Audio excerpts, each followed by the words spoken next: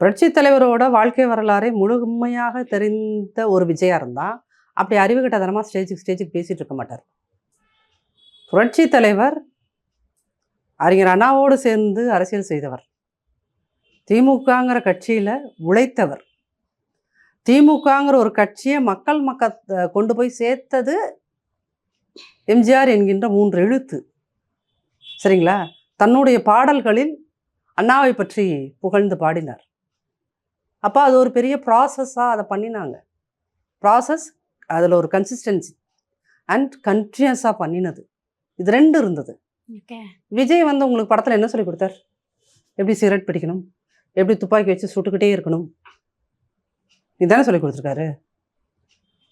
அவர் வாழ்வியல் கருத்துகள் நிறைந்த ஒரு படம் அப்படின்னு எதையாவது ஒரு படத்துலலாம் ரொம்ப நல்ல கதைக்களத்தை கொண்டு அமைச்சிருப்பாங்க. தெரியல, நான் விஜயோட படங்கள்லாம் பெரும்பாலும் பார்த்தது கிடையாது, எனக்கு தெரியாது. நான் வந்து விவசாயிகளுக்காக 90s வரைக்கும் பார்த்த படங்கள் தான். என்னோட கல்லூரி நாட்கள்ல விஜய் படங்கள்ல பார்த்ததான். படத்தோடய இன்னுமே வந்து கம்பேர் பண்றதும் அவர் இல்ல நீங்க வந்து புரட்சி தலைவரோடு வந்து விஜய் வந்து எந்த இடத்துலையுமே கம்பேர் பண்ண முடியாது. ஏன்னா அவருக்கு வந்து படத்தில் நடிக்கும்போது ஒரு விஷன் இருந்தது.